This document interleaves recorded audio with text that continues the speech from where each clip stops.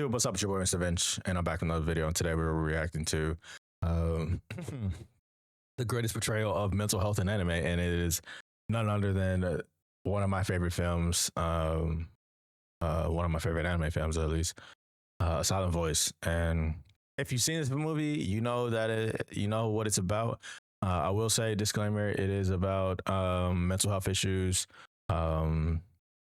bullying, thoughts of unaliving, and it is an intense film. So if this is not your type of thing to see, I don't want you to be triggered, so do not click on the video. But if you're not going to be triggered, watch the video. But yeah, I don't want to talk too much about it. I want you guys actually to enjoy it. So I'll see you guys on the next one, man. Like, subscribe, comment down below what you think, and I'll see you guys on the next one, man. Peace and love. All right, let's get into it, right? Let's do it. I have mental health issues. And so does a large portion of the world. Things like anxiety and depression force many people into their worst state of being, sometimes pushing them towards the point of no return. Now, why am I telling you all this like you're just my therapist?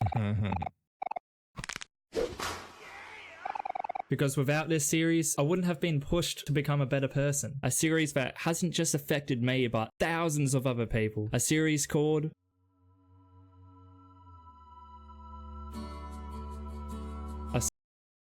Watching this for the first time, this video and this movie, but specifically this movie, I did not know much about it until it was on Netflix one day, and I just decided to click on it, and oh man, that was a roller coaster. It was definitely a great movie, and I appreciate every time somebody talks about it. It's one of my favorite things to recommend people that, you know, can handle this type of content, especially because, like he said, mental health issues today is like ridiculously high, and it's super common. I mean, a lot of people have mental disorders. I mean, so it's and people have been bullied, so like it's definitely very interesting. So yeah, I hope you guys enjoy. Silent Voice. Created by Ooima Yoshitoki and adapted by Kyoto Animation, both the manga and anime tell the story of a young man attempting to redeem himself from the atrocities he committed to a deaf girl when he was younger, all while these same regrets plague him with mental illness. The series tackles a number of themes, but has personally led me to change my perspective surrounding said issues, whilst also showcasing the struggles of each character perfectly, depending on if you read or watch it. In this video, I'll be covering the anime whilst mentioning the crucial elements skipped out on in the manga. So if that's not your thing, leave. Or instead, you can sit back and relax with a box of tissues to help wipe your sorrows away.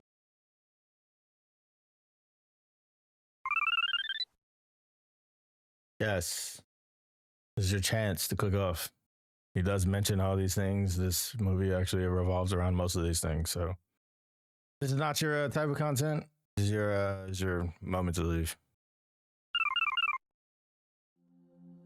The film opens up with the phrase, "a point of the light," while showcasing a tiny, blurry circle containing two figures within it. This is a metaphor for the light at the end of the tunnel, meaning that no matter how much darkness fills your life, if you keep on improving on yourself, things will eventually get better. Yet unfortunately for our main character, it seems as if he's pretty deep into that tunnel. This is Shouya Ishida, a pretty normal 18-year-old who we see quitting his job, selling his things, and withdrawing a large amount from his bank account. Yet one early morning, we see Shouya hand off the cash to his mother before leaving the house and stopping at a bridge. And as he stares at the pristine water with a look of contempt, he stands upon the railing.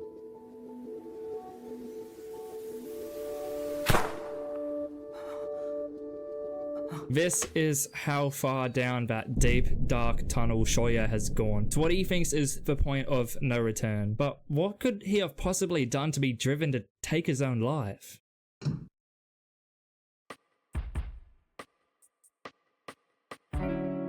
6 years earlier, Shouya was a completely different person. Fun-loving, brave, and in his own words, a daredevil. In fact, he despises boredom, wanting every day to be as fun as the last. Yet, the further he goes to avoid this boredom, the more trouble he winds up in. Even to the point of his friends becoming hesitant to hang around him in favor of doing safer activities, i.e. maturing. I don't know what that is. One day, a new transfer student arrives in class, yet she doesn't react when spoken to, finally introducing herself when tapped on the shoulder. Shouko Nishimiya, a timid young girl who can't hear and so communicates through a notebook. And finally, in Shouya's eyes, he's found the cure to his boredom. Now, I need to address something before the manga readers castrate me in the comments. Pretty much all of this is not really mentioned in the film. The reasons why he does what he does in the eyes of a 12-year-old is explained perfectly in the manga, whereas in the film, it's just a compilation of him doing shit without explanation. And although this does set up the type of kid he was, it makes him look like a more underdeveloped character in this first arc. This is something that happens time and time again in the film. A whole bunch of scenes get swapped around or completely changed, which, to be fair, was necessary to fit the story into just a 2-hour movie. But unfortunately, that means a ton of extra content was skipped out on, crucial or not. So to combat that, I'll be explaining the story through the anime, whilst weaving in that missed crucial content so you can get the full experience. As time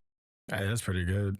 Because I've only seen the movie. I've never actually watched it or read the manga, so this is actually pretty good already. Time goes on, Shouya tests his boundaries with Shouko, even to the point of his teacher telling him off, labeling Shouko as something you just have to deal with. But despite that, Shouko still seems eager to make some friends, even though they find it hard to communicate with her. But in the minds of a bunch of 12-year-old kids, her disability quickly becomes a nuisance for them, even though she's just trying her best to be like them. All she wants to do is be friends with everyone, yet she's labeled a freak and a weirdo, especially by Shouya. This happens a lot in the real world as well. Kids are intrigued by stuff they just don't know a lot about, like disabilities. I mean, I remember being at a footy game when I was little, seeing a dude with one leg, with my brother yelling, "Hey dad, he's got one leg." Like, no shit, you little But there, we were young enough to not know better, really. But here, Shouya is actively picking on her, which soon turns into more than just mere curiosity. And I just want to say, the animation looks beautiful throughout the entire film. It is definitely a very beautiful, beautifully made movie, to say the least. And as he said, like, kids don't necessarily understand what they do to other kids when they're younger. They cause a lot of different traumas, especially when they start picking on people. So it's good to try to set some boundaries and try to make them as morally right as you can. But at the end of the day, kids are going to be kids, but you also have to explain to them when they're doing stupid shit and potentially fucking, change the course of somebody's life based on the actions that they do as a child. So especially at this age, he's like 12 in this film, or this the point where he's picking on her. So I'm not saying that he knows better, but like at that point, you kind of do know right from wrong, at least a general sense of what's right and what's wrong. And yeah, Shouya is definitely on the wrong side in the beginning. Able to set an emotion just through visuals on their own. Through the delays in class, her unusual voice, and the time it takes her to tell things lead to everyone, even the teacher a bit, getting fed up with her. Apart from one student, Miyoko, who volunteers to help her out by learning sign language. But because of this, she's bullied herself by the girls in the class, causing her to leave school entirely. This all leads to not just Shouya, but all his friends joining in on bullying Shouko, bad-mouthing her through the classroom chalkboard, with Shouko replying with, "Thank you," just doing anything she can to be friends with him. Realizing that she could be the ultimate cure to his boredom, he compares her to how he messes with various animals, as the bullying from everyone gets worse and worse and worse, until when even his friends know. I was about to say, even at this point, like, when he pulled out her hearing aids, you can tell, like, his friends were kind of like, bruh, you're doing the most at this point. I mean, he's been doing the most, but they were kind of getting fed up with it. I mean, the teacher was getting fed up with it as well. So it's not like it was just, I feel like the teacher did a bad job, but also this is more of a issue, I feel like, in schools anyway, when they put kids that needs different type of attention than other kids in the same classroom together. I'm not trying to, victim blame, but schools in general just need to have better awareness of stuff like this. I mean, this is an anime movie anyway, but just in general. No, he's fucked up. The teacher has a word with him saying, whatever happened, it was your responsibility. Don't embarrass me. Though, well, I do understand how you feel. This is another part kind of brushed over in the anime. The teacher, it's just a massive but after... For sure. I mean, for sure.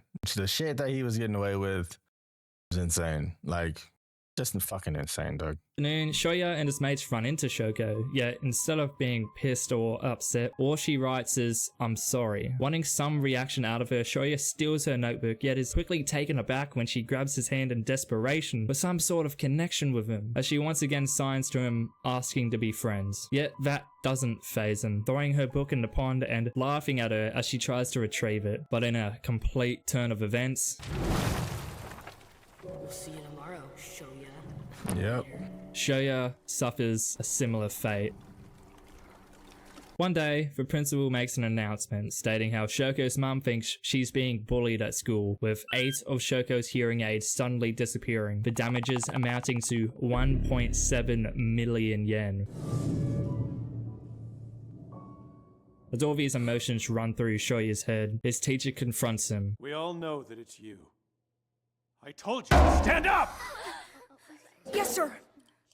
With each of Shouya's friends defending themselves and pushing all the blame onto him. Yet as he confronts each of them, everything comes crashing down. I would never do anything like that.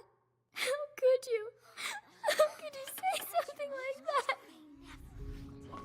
It's clear now that no one is on Shouya's side anymore, now that the damage has been realized, resulting in the bullying being turned onto him. The manga being a little more extreme with it, with even his shoes being stolen in the same way Shoko's hearing aids went missing, with his teacher again blaming all of this on him, saying that what happens is your responsibility. This sense of judgment being seen in everyone who turned on him, with Shouya only realizing his mistakes as Shoko's mum rips out his mum's earring, just like how he did to Shoko's hearing aids. Yeah. This is karma at its most extreme, and despite the fact that everyone either joined in or were bystanders to the bullying, Shouya was forced to shoulder the blame just to save their own asses. This all leads to Shouya developing a deep hatred for Shouko, with it reaching a climax as he sees her cleaning his desk.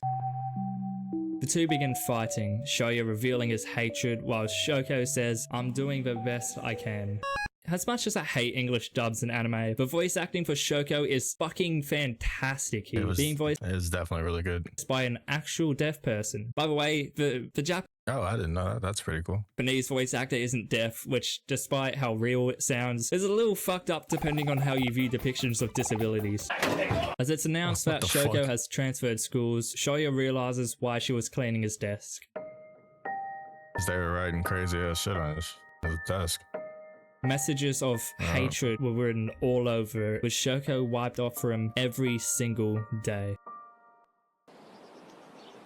That was the extent that Shouko's bullying reached, and the manga deals with it a lot harsher than the anime, which I think produces a more impactful result. But even so, both mediums do a fantastic job of displaying bullying, especially in young kids, showcasing how both sides of a story feel in an extremely realistic way. Jumping to the present day, we see Shouya anxiously enter a sign language class before turning around to see Shouko. Yet, as he says hello, it's clear that she remembers him, as a mix of emotions swarm her, the manga clarifying her hatred for him as she runs away. And even Shouya expected this to happen. I mean, he was the reason for her suffering way back when. But even so, her kind nature stops her from running. After seeing him eat shit, asking Shouya why. He then proceeds to pull out her notebook, the same notebook from elementary school, as he signs to her, wanting to apologize. Surprised at the fact that he even knows sign language, they continue talking. Yet as they continue, it's clear that Shouya despises what he did to her back then, especially evident in the manga, saying how he hates himself and isn't a good person, being such scum that not even he has a right to die. Yet as he reveals his desire to change and finally understand her, Whoa, what did I just say? he becomes flustered, but as he looks towards Shouko once again, he no longer wants to just apologize and disappear like before, but instead... He wants to be your I friend. wanted to ask if we could be friends. Would that be okay?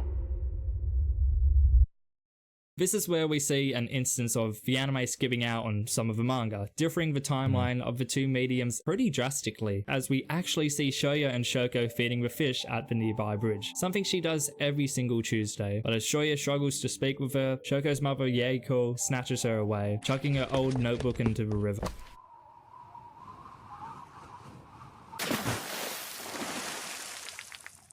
And as she chases after it, Shouya follows. Thankfully, all is well and Shoko's mum walks her away, as Shouya screams out, "I really regret what I did back then." But as silence falls, he's met with a deserved slap by Yeiko, as he then walks home, still unsure if he's even deserving of Shoko's friendship. They definitely cut that out.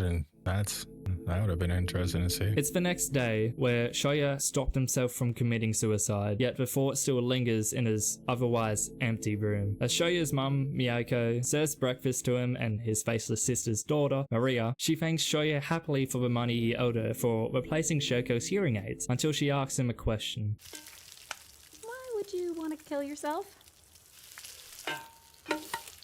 But he's not even given a chance to gather his thoughts, as I knew something was going on with you! Miyako confronts him about everything. His oddly clean room, all of his stuff missing, that ominous calendar. Shouya has no way of denying it. And so she says she'll torch for money if he dies. All of that money he owes will just go to waste. All of the suffering he caused others will just amount to nothing. Shouya begs and begs her to stop, saying how he's not going to do it, swearing on it. Yet the money burns on accident. All is well either way. After all, who wants to spend money you saved up in order to die anyways? It's clear that the reason for Shouya's suicidal thoughts was his regret and guilt, as well as his social isolation. His former friends spreading rumors about him, starting in middle school, with Shouya seeing this as some sort of divine punishment, not deserving any friends. And with this, Shouya has developed some extreme social anxiety, shown through the X. Can't look people in the face. The X can be described as Shouya's attempt to block out all of his fears and anxieties in social situations, as since he's convinced himself that he doesn't deserve friendship, he finds it hard to look people in the eye. And in return, this has caused Shouya to envision himself as a loser, only hearing or even imagining insults thrown at him by his peers. This has caused Shouya to become extremely bitter towards everyone around him, hating everyone but hating himself the most for thinking that way, showing us that he has changed but not in the healthiest of ways. I love this aspect in the series. The fact that even though he recognizes and regrets the horrible things he's done, yet still thinks of himself as above certain people, gives him so much more room for change, which is something the anime definitely missed out on. As Tuesday rolls around, we see Shouya arrive at school, only to witness someone being bullied for their bi. And at first, all he is just a bystander, not wanting to get involved, exactly like how his friends were before. And so he intervenes, wanting to change something about himself. If not for himself, then for Shouko at least. Yet now he doesn't have a bite. And so, still not being sure if he has a right to, he takes it as a sign to not see Shouko at the pond again. I mean, it's Japan, there's definitely some way to travel there, until he stumbles upon a free bread flyer. Great, now he can feed the fishies with Shouko. Except once he arrives there, he's instead greeted with what looks like a young boy. And as he nervously asks to see Shouko, they ask, I mean, are you actually a friend of hers? Thought so. This then gets Shouya thinking, what is a friend anyway? When can you exactly call someone a friend? When does it start? What the? Oh, found him! Hey, you! Over here! Look, check it out! This is where, wait, does he have jiggle physics? Oh, well that must make him etchy. How could I recommend this to— Oh my god. Man, so bad it's an etchy. Fuck out of here. non-anime fans now? Just from wanting to change and acting upon it, Shouya was able to get his bike back, resulting in a new connection, Tomohiro, someone in the same lonesome boat as Shouya. With this, their initially one-sided friendship starts to bloom, riding their bikes together and even hanging out after school. But even so, just the meaning of friendship troubles Shouya, and so he asks Tomohiro, responding with, I think friendship is something deeper than words or logic. Shouya believes he doesn't have the right to speak to Shouko, but sometimes friends, there is no right or wrong towards friendship. It's something that just is. Yet, even with this slight spark and confidence, She's not here. he's shut down once again when he tries to see Shouko. As the same boy from before says, if you're here just to satisfy yourself, you should leave. Listen, boy. What's your problem? But this doesn't stop Tomohiro from attempting to help out Shouya, his overly protective nature causing a scene, tempting Shouya to run away. Yet he's soon followed by Shouko. Being at the bridge, their conversation is overseen by the boy and Tomohiro. Shouya says how he wasn't sure if he had the right to see her after the way he treated her way back when, and that he couldn't figure out whether they were friends or not, and much to the boy's disappointment, she was thinking the same thing. I mean, would you be so open to bringing your previous tormentor into your life? The next day, he's kicked off his wife by the same boy from before, Yuzuru, as he declares Shouko to be his girlfriend. And believing this, Shouya just apologizes and rides off, reluctantly accepting it. Things only get worse as he arrives at school with all eyes on him, as he finds out about a picture showing him jumping off that bridge from before, resulting in a suspension. Yet, despite his ban from leaving his house, he's forced to pick up Maria from daycare, bumping into a dirtied up Yuzuru along the way. They get to talking, and Yuzuru admits that they were actually the one who posted that photo of him online. Yet instead of getting mad, he just says that he brought it upon himself. Again, this idea that he doesn't deserve anything after what he's done. Self-deprecation. Pretty much it. Showing up again. As Shouya says his goodbyes, Yuzuru faints, prompting Shouya to take him back home with him, feeding him and even giving him a place to stay. But as the night grows old, Shouya and his mum hear knocking on their door, being greeted with Shouko's mother, stating how Shouko's run away from home. Now, I need to explain something. Yuzuru is not a dude, it's Shouko's younger sister. Yep. I mean, obviously, her name is Yuzuru, and she looks like a girl. I'm sorry to ruin your femboy dream. What the fuck is this? Oh my god.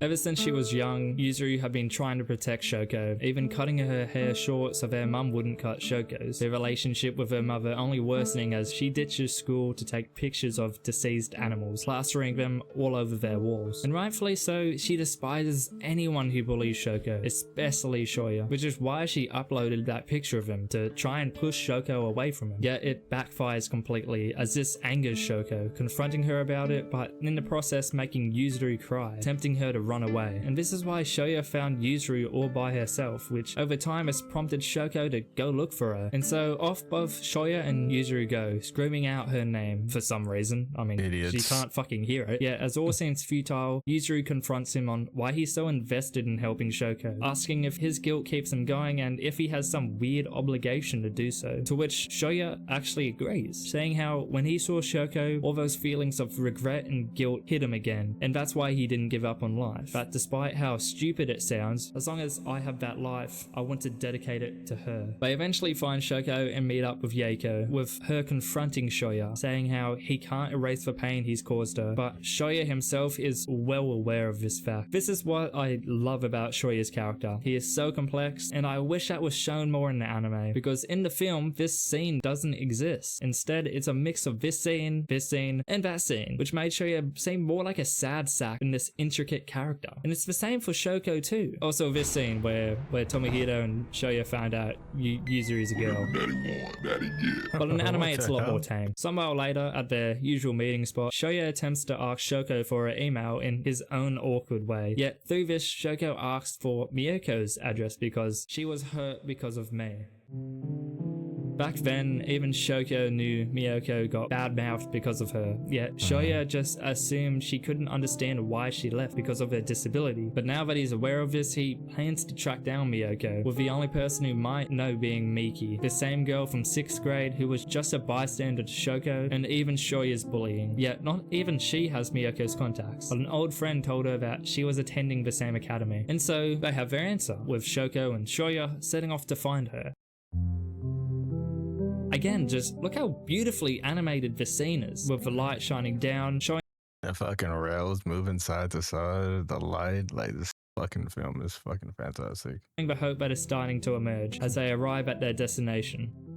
Thankfully, it doesn't take long to find Miyoko stumbling into her on an escalator. As they get to talking, it's clear that Miyoko deeply regrets just kind of disappearing on Shouko, something Shouya sees as his fault. And so, seeing their smiles, he stumbles away, and this is where once again, the manga and the anime take two completely different paths. In the manga, they don't find her. They're all boohoo. Shouya finds her the next day, brings the two together, then eventually he, Tomohiro, Miyoko, and Shouko hang out and do oh so much fun stuff. Oh, and did I mention a crucial side plot where Tomohiro wants to make a movie, and but it brings the characters together and adds so much to them If I all. wanted to watch him masturbate, Whoa. I would have peeped in his bedroom at night. Although all this isn't necessary to the main plot, all this content adds to the growth of every character. There's also another scene where Shouko asks Shouya if he wants to see anyone from elementary school, sparking him to remember all the pain inflicted onto him by his old friends. Yet as she pushes on, Shouya snaps, showing us that he's still got a lot to do in order to be freed from his regret. Switching back to the movie, we see Shouya's left for a walk, where he bumps into Naoka, the same old friend Miki mentioned earlier from elementary school, who, just like the others, was just a bystander or even contributed to the bullying of Shouko, Shouya, and even Miyoko. But at the same time, she was also one of Shouya's closest friends, sharing a bond he didn't have with any other girl. With Shouya dazed and confused, she hands him a coupon for a cat cafe? Okay. And yes, unfortunately, she's not actually a furry. Yeah, take this motherfucker serious. And so Shouya thinks back to that question he asked Shouko. Is there anyone you want to see? Maybe Naoka's changed in the same way Shouya has. Maybe she could even be friends with Shouko now. And so both Tomohiro and Shouya go to the cat cafe. Yet Naoka's nowhere to be seen, hiding from the two, surprised that Shouya even came. So they just head off, but not before grabbing a little cat pouch for Shouko. Yet handing it off to Yuzuru. That night we see Shouko in a state of despair.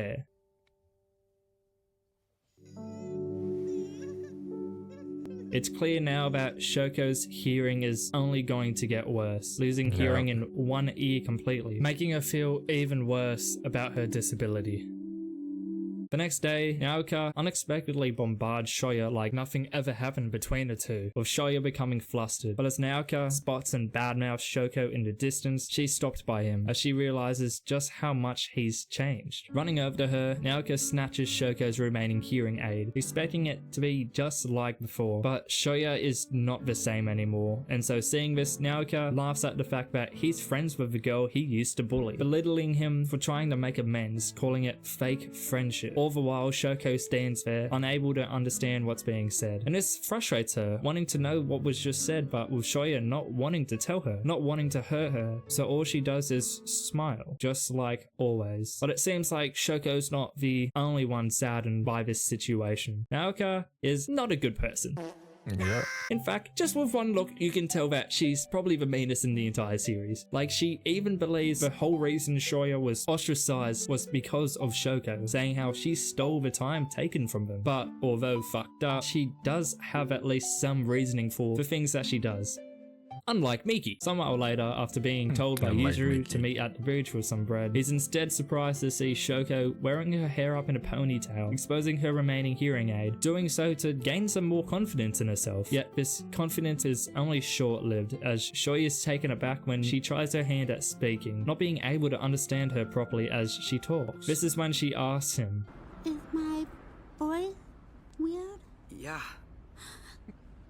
it's clear that in no way did He didn't know what to say. He just told her the truth. He's an idiot. A nice idiot, but he's an idiot. he mean to hurt her here. It's just something he's not used to hearing. Does that make his Exactly. answer any better? No. No. He's a an fucking idiot. But Thank it's not you. like just because he's changed means he'll immediately understand everything about Shouko. All he can do is try. As he awkwardly rides away, he's quickly stopped by Shouko, handing him a gift. Yet he's puzzled as to what they even are. But before he can figure it out, an anxious Shouko stands idle, wanting to say something.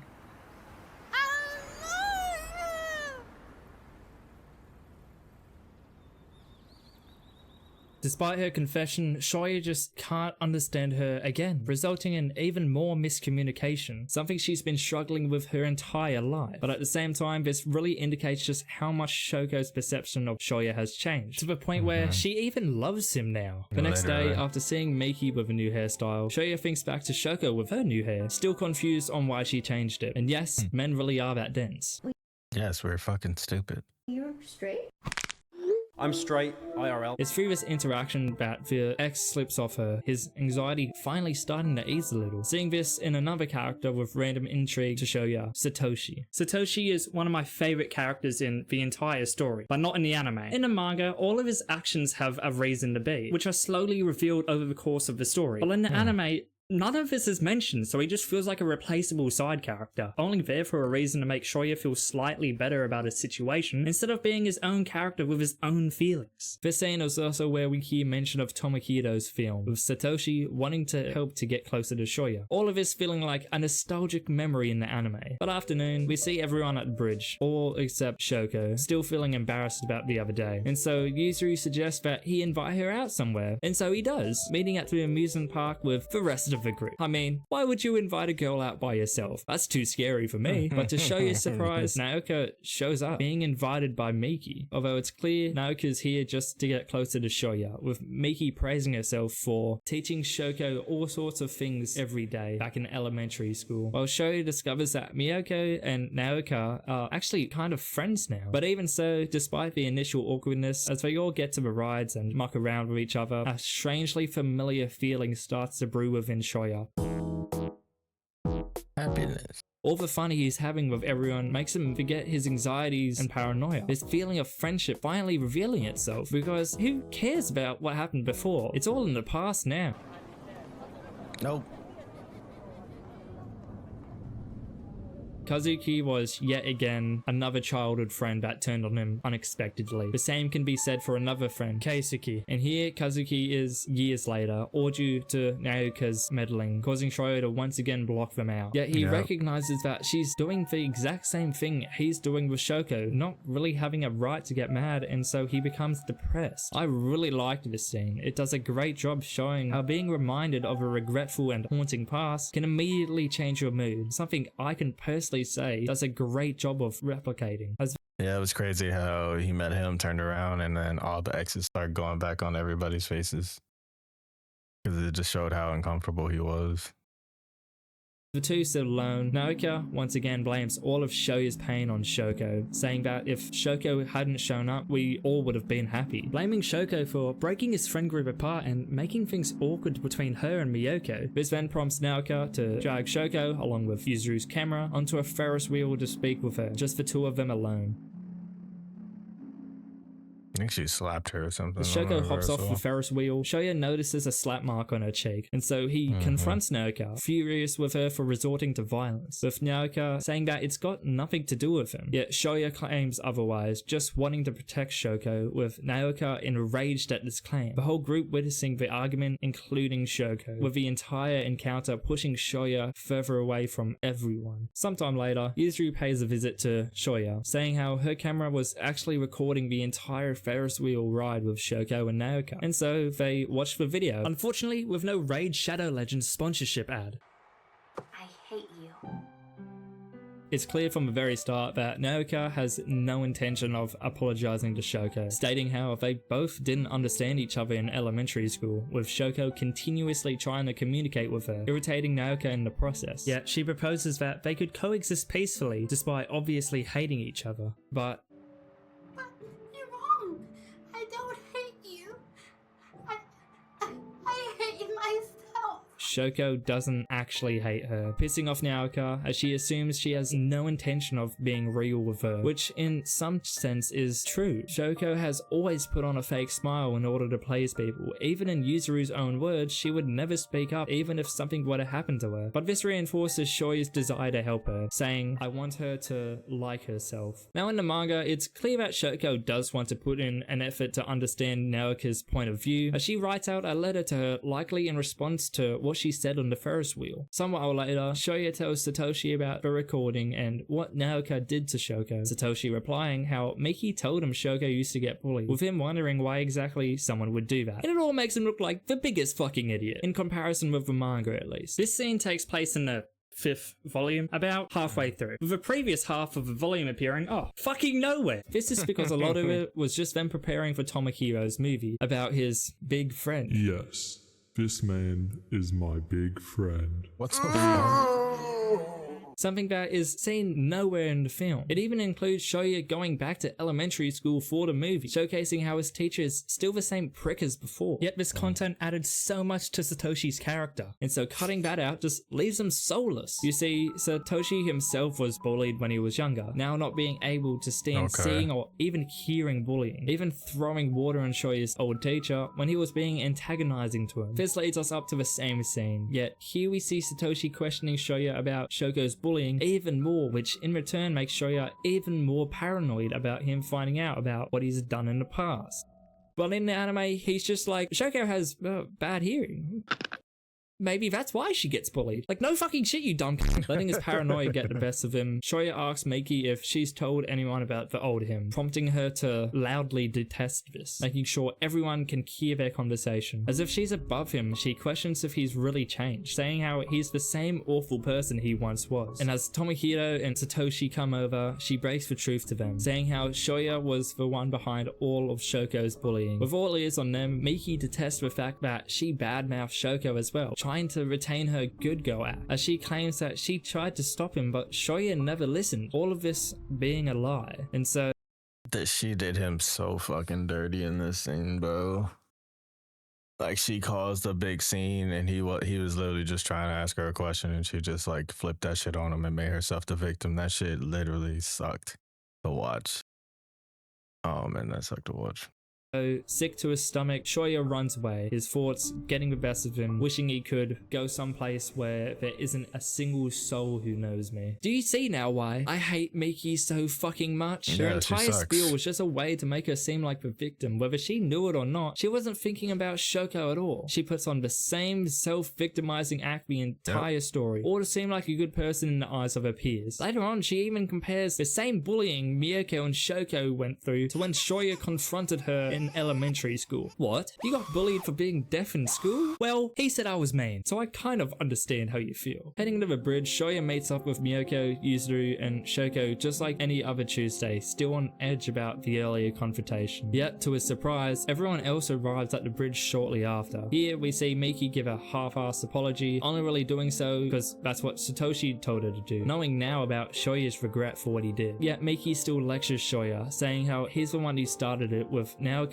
immediately calling her out for this, knowing that they both badmouthed Shouko and did nothing to stop the bullying. Through this, we see Miki's persona slide off again, calling Tomohiro dirty as he tries to calm her down. Damn! What the fuck did he do? But the arguments are then cut off by Shouya, blaming himself for all of this to happen as he points out everyone's flaws. Naoka, you're not much different from Miki. Gunk is still Gunk. Stop pretending you care, Miyoko. We all know how quick you are to run. Miki, you disgust me from the very bottom of my heart. Tomohiro, stop saying you're on my side when you barely know me. This causes everyone to become upset and leave, with even Naoka saying that she's sick of herself as Satoshi punches Shouya in the face for saying such awful things, thinking that he was better than that. This forces Shouya into putting up that barrier once again, with even Shouko, despite her hearing, knowing that something terrible just happened. This scene in both the anime and manga is incredible. It did a great job of showing Shouya's breaking point, despite whether he meant it or not. Stuff like this just comes out when you're at your breaking point. He knows he's done something horrible, which in return pushes him back down the hole he'd been climbing out of. It also does a great job of showing Shouko's view in all of this, not knowing what could have been said, having to be told by Yuzuru later on. That night, we see Yuzuru reading Shouko's old notebook before being interrupted by her grandma. As they get to talking, she reveals how worried she is about Yuzuru, always focusing on Shouko instead of herself. What's more important about this scene is the obvious love Yuzuru has for her grandma, seeing her as much more kind and loving than her mother, something she cherishes in her life. With things still tense between everyone,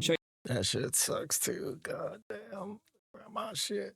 He heads to the bridge to try and cheer Shouko up, yet is greeted by no one. But as he looks out, he sees Yuzuru in her school uniform, crying. Unable to bring himself to say anything, he sits back down before being surprised by Yuzuru, just like nothing ever happened. But before they can properly chat, Yuzuru gets a message from Shouko, prompting her to leave, with Shouya saying he'll walk her, now worried about her as he saw her crying earlier. So he tags along, walking Yuzuru to a funeral.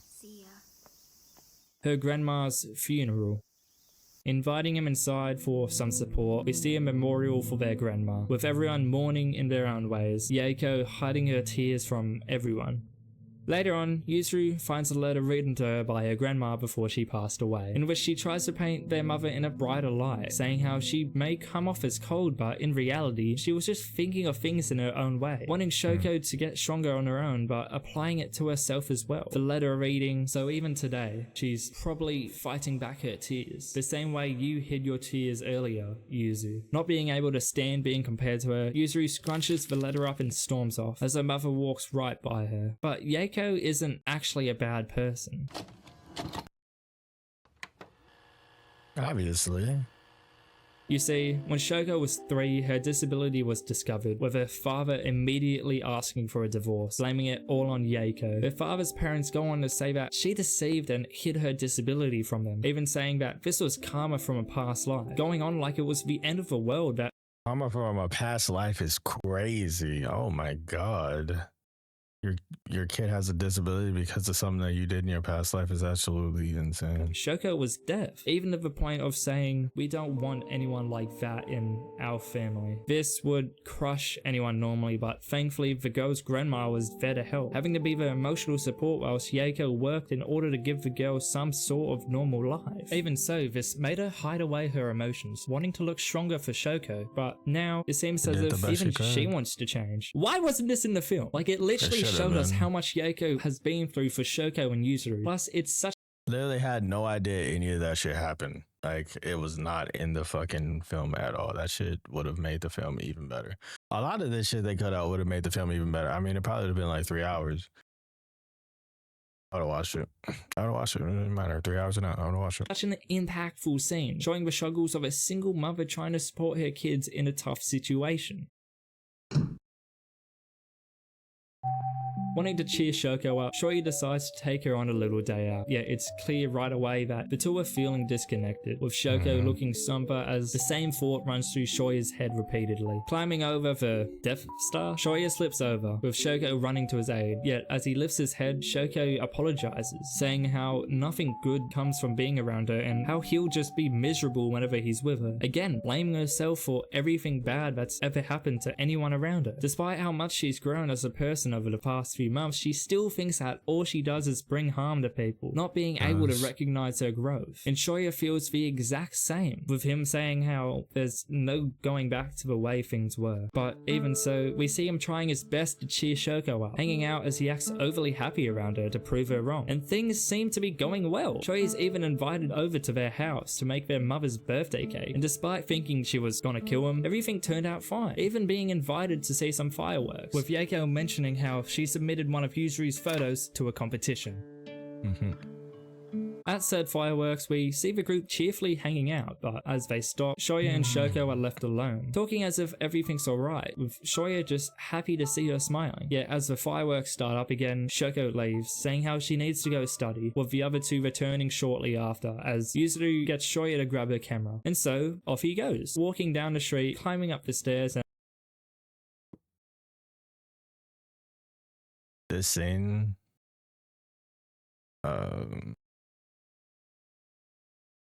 the fucking fear, I guess not even fear, the anxiety I had watching this scene that's about to happen. Oh man. Yeah, it's kind of a lot.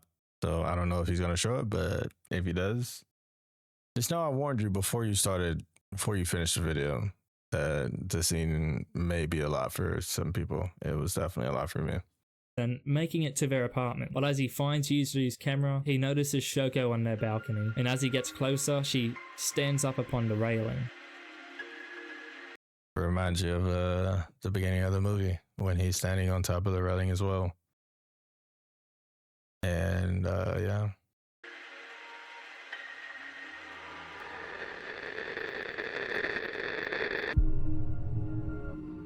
As Shouya realizes what's happening, racing towards her, screaming out her name in desperation.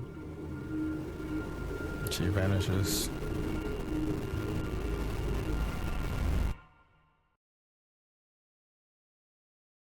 That right there was insane.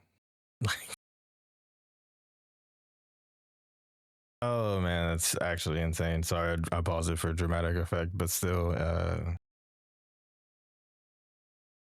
yeah, it's not over.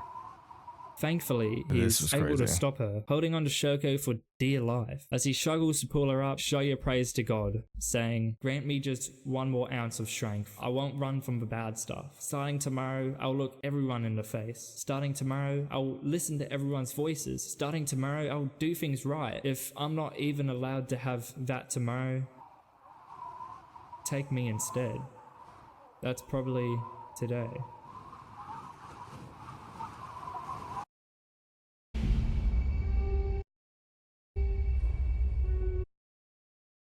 It's cold.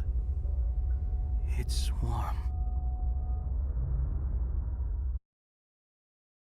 It's been 2 days since Shouya fell. The impact from before knocked him out, being saved by a random passerby, yet he still hasn't even opened his eyes. As Yuzuru spots Miyako at the hospital, the two get to talking but are quickly interrupted by Yaeko. Expecting some sort of confrontation, Miyako is taken aback when Yaeko gets on her knees and apologizes, with Yuzuru following, telling her about what actually happened that night. And outside, things aren't much better.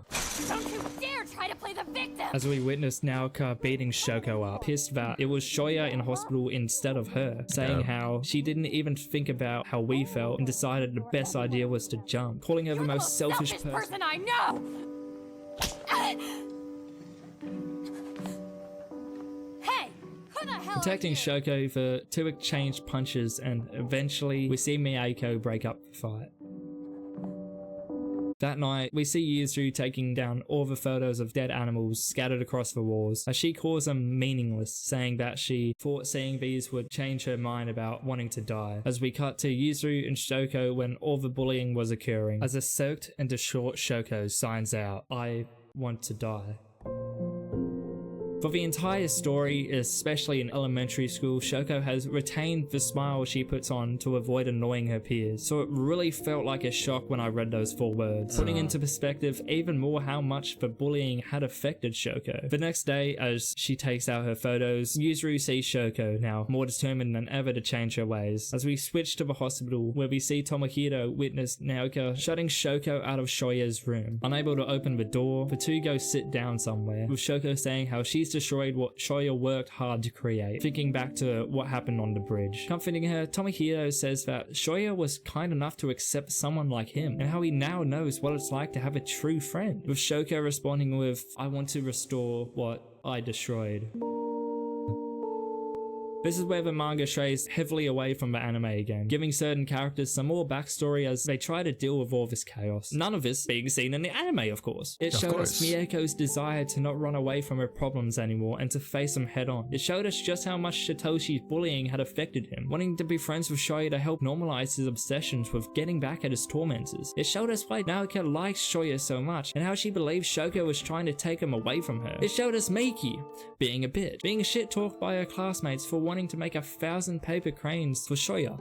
Not sure why paper cranes, but alright. But even scenes like where Miyako met Shouko for the first time, being unable to bring herself to say anything to her really. This very impactful scene being replaced by Shouko crying at her feet, which isn't necessarily bad either. As time goes on, we see Shouko trying to make things right between her and Naoka, wanting to understand her point of view. Then we return to that fateful night. Shouko running down the stairs, coming face to face with Shouya's savers, Kazuki and Keisuke, confused as we actually see what Shouko hears in her frantic state. Then we switch to a life in which Shouko wasn't bullied, one where she can hear and one where she's friends with everyone, but unfortunately it doesn't last long, as Shouya's words appear, speaking to Shouko directly. "Nishimiya, I found you. How are you doing? You know, This is kind of weird, huh? I wanted to die. Oh. Tuesday will be over soon. Later. Nishimiya. Nishimiya. Waking up in a panic, Shouko frantically sprints to the bridge as she recalls all the things Shouya's done for her in the last year, desperately hoping that Shouya would be there, waiting for her safe and sound. In a state of confusion, not knowing whether Shouko was safe or not, Shouya leaves the hospital and heads straight for the bridge, only to see nothing. That is until he grips the railing as the two catch each other's eyes.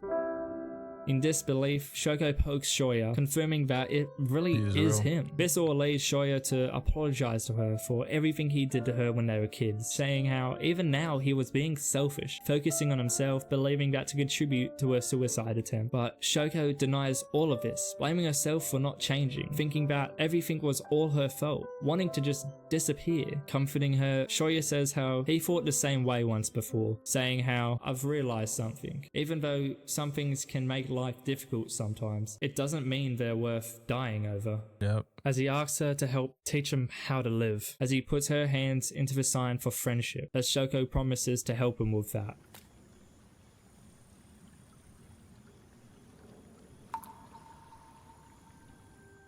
2 weeks now have passed since he fell, and Shouya finally makes it out of hospital, greeting Maria, happy to see that he's alive. Seeing Naoka peeking around the corner. As his mum mentions how she had been looking after him, Shouya goes to speak to Naoka, but before he can really get a word out, she tells him that Kazuki and Keisuke were the ones who saved him that night, with Shouya saying thank you to her as she heads off. With Shouya returning home, he's greeted with his mum giving Yaeko a haircut, showing us how they've been able to reconcile through all this chaos. Heading upstairs, he sees Yuzuru already waiting for him, showing how she was able to win that photo competition. This time the photo not including a deceased animal, which could represent how the impact of something won't always be absent, with a flourishing greenery surrounding it, saying how you still have to accept it as a part of your life and move on. And yes, I am a philosopher. Green. Green is good. Finally, Green is Shouya good. decides to go to school, which just so happens to be the day of their festival. And so he prepares himself, ready to look everyone in the face and listen to their voices, finding out what Shouko's present was actually for as well. Eventually meeting her at the gates and heading on in. Yet as he walks along, all he hears is people gossiping about him, crumbling down and revealing to Shouko how he has trouble looking people in the eyes. Don't worry, man. It could be worse. You could have blue eyes. Loud. So Shouko pulls him to his class, but as he opens the door, Shouya's back at school. Are you okay now? he freaks out, heading to the bathroom in a panic. As he has a panic attack, Tomohiro greets him at the door, but as he opens it, Shouya just can't look him in the eye, too guilty about what happened at the bridge. But in Tomohiro's eyes, he's just happy to see his best friend again. Yep. You all know what this looks like. Helping Shouya out of the bathroom, both of them bump into the rest of the group, with Shouya immediately looking back at the ground. Yet as Miki pulls out the paper cranes, genuinely distraught as they weren't able to finish them all, he looks her in the eye, thankful for anything, as Satoshi apologizes to him for punching him, as he looks him too in the eye. Both Miyako and Naoka then arrive, Shouya looking at them directly as well, with Naoka even being friendly with Shouko. But then they go check out the festival. X is still covering strangers' faces as Shouya uncovers his ears, revealing all the good and bad he promised to acknowledge until finally They all fall off.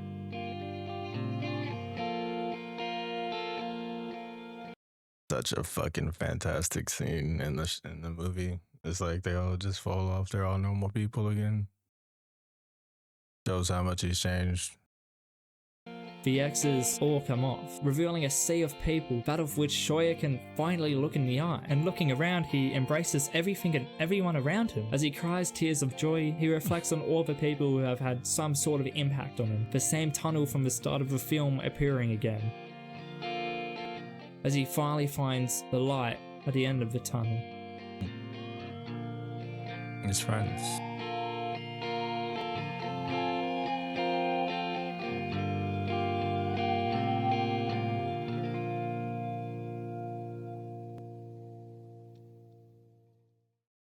This is where the film ends, cutting out around half of the final volume's content, none of which is necessarily vital to the story, but still adds to it nonetheless. As time goes on, we see Shouya finally speaking to a bunch of new faces, as well as Tomohiro's film at a competition, that of which the judges did not like, to say the least, with the group all hanging out as friends, as all of their desired careers are revealed, Shouya being the only one really without one. Even Shouko has one, to be a hairdresser in Tokyo, likely inspired by Miyako, showing us how she's changed, as before she would have just stayed close to home. Yet this scares Shouya, trying to stop her any way he can, as he obviously doesn't want to be without her, but eventually he comes around to the idea, supporting her, knowing that it's for the best and wants her to be happy and follow her dreams, with Shouya eventually finding a similar path in life, to take over his mum's salon. Eventually, sometime after they graduate and Shouko moves away, they come to their coming of age ceremony in their town, with the whole group meeting up before going to their respective elementary school groups.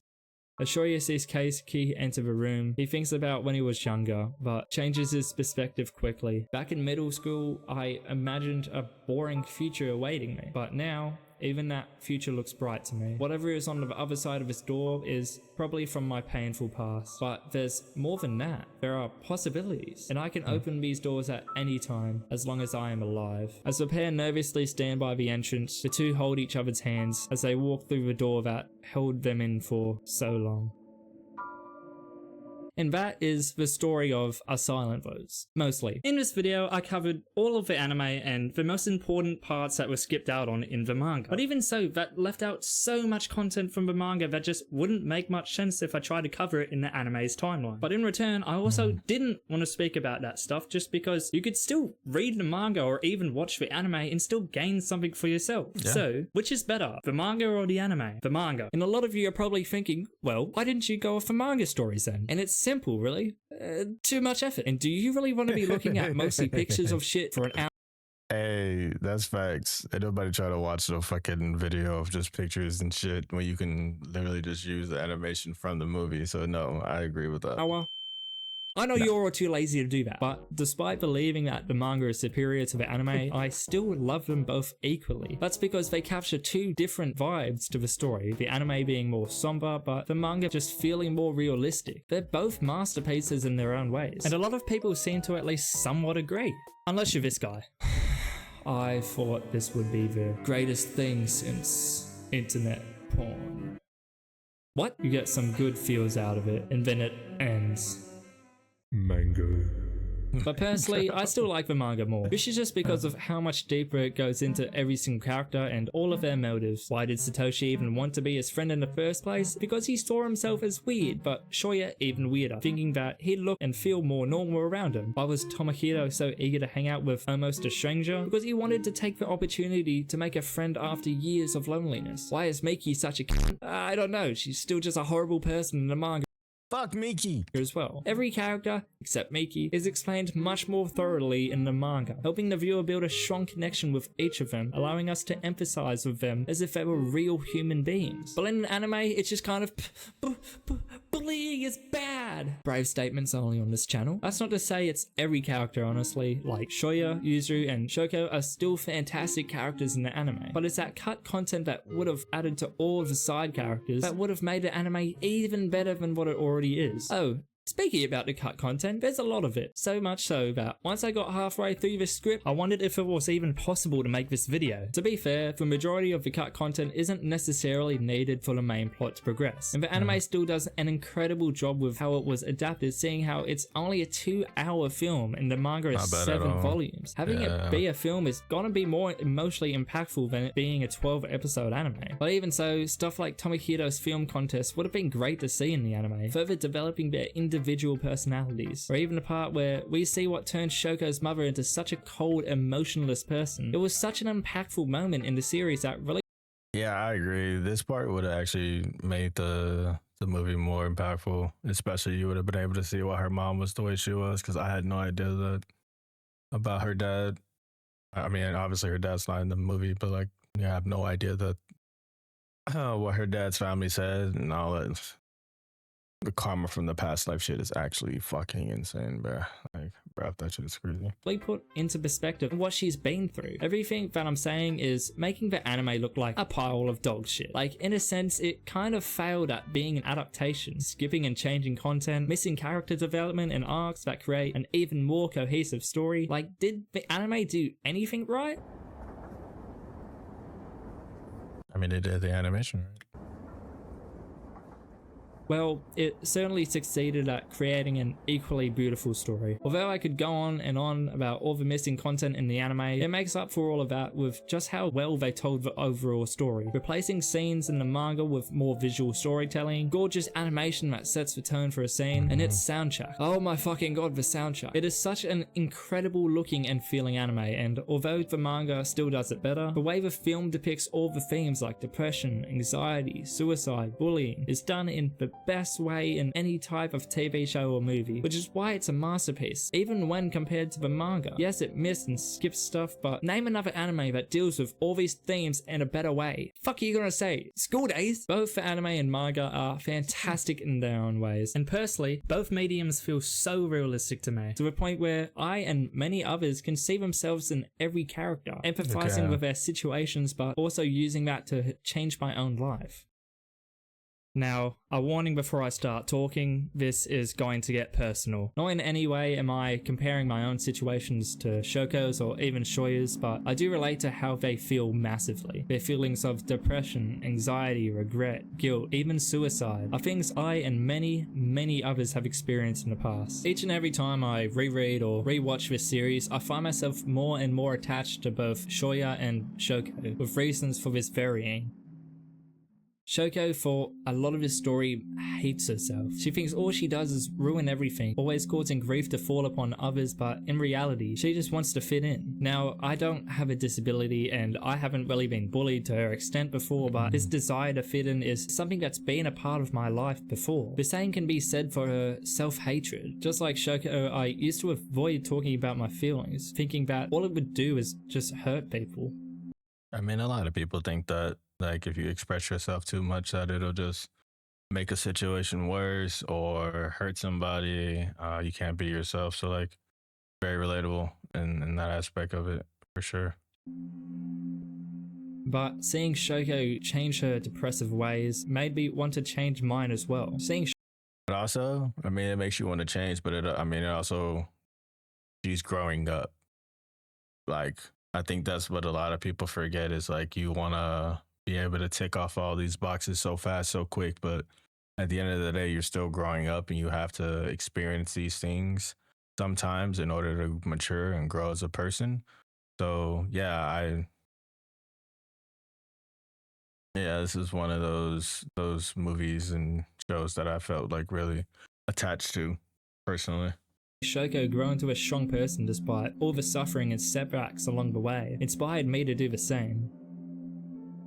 Shouya is a good person who has done some horrible things in the past, feeling intense regret and guilt for doing so, which is something that really speaks to me. Seeing Shouya struggle with anxiety is something that really hit home as well, as even now I struggle in social situations with people I don't know well. I've been terrified of the past and uncertain about the future, and I've been scared that I might push people away if I'm not careful about what I say before. Just like Shouya, I know how it feels to be unable to crawl out of that deep, dark hole.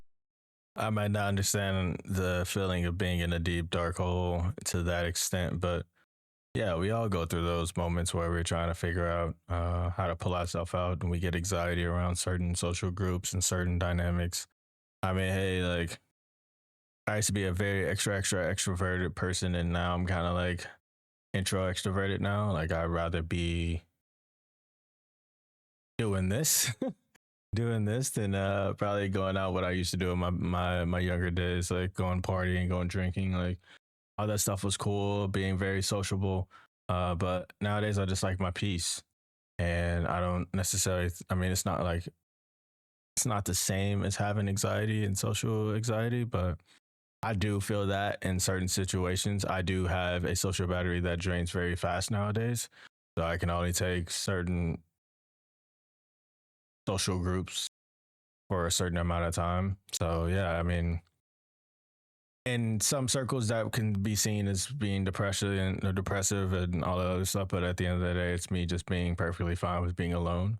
I did have a deep dark moment back almost freaking 7 years ago at this point, but I mean, we all grow, we all become who we are, and some of those experiences we have to go through in order to change and grow and mature as people.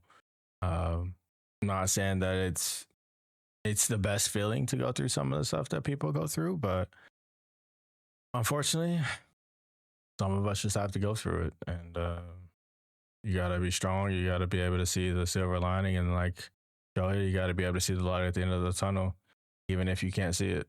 Like you just gotta know it's there. Yeah, it's not easy. But just like Shouya, I continued on, finally reaching the light at the end of the tunnel. Almost like I watched this before, but I promise you I haven't seen this before. I promise. Watching this anime and reading this manga helped me get through some really tough times. Times where watching these characters try their hardest to change despite everything that has tried to stop them made me want to change as well. Seeing them both struggle through bullying, mental health, and even suicide, and then finally making it to a better place made me want to do the same. It helped change my perception entirely on a whole bunch of different stuff. Seeing how Shouko sees the world as someone with a disability and as a victim of bullying made me want to understand people like her even more. Seeing everyone in the story struggle with their own insecurities made me want to reach out to mates to make sure they're okay, and seeing Miyako react how she did when she found out about Shouya's suicide attempt made me cry because I've seen it firsthand. In no way am I saying that this series alone made me instantly cheerful, but at least taught me something about how to live again. In the same way Shouya wanted Shouko to help him. It taught me that no matter what happens, there is no reason to stop trying. These are all things that I and many others have felt about this masterpiece of a series. Whether you look at the anime or the manga, a series that truly deserves the rating of a 10 out of 10 in my eyes. A series that has changed my life forever. A series called A Silent Voice.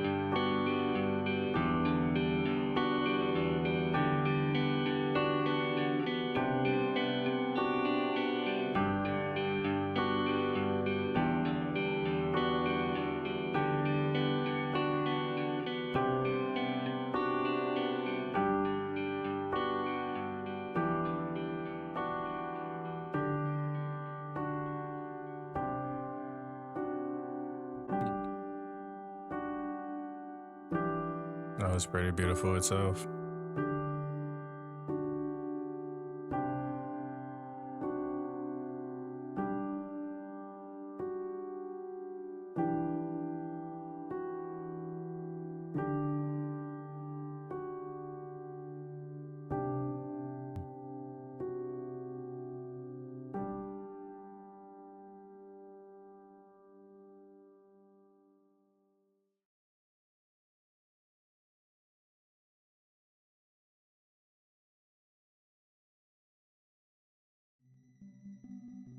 Thanks for making it this far into the video. I really do appreciate everyone for watching, whether you watched it for 5 minutes, whether you watched it for fucking 2 milliseconds and decided there's no Subway Surfers clip so I can't watch this. Just thanks. I appreciate it. If you want to see me cover a series you personally really enjoy, or anything like a game or book, whatever, just let me know in the comments below. Thanks again for watching, and I'll see you in the next video. Cheers.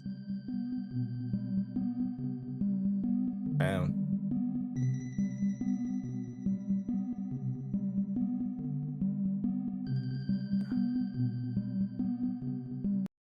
Well, that was a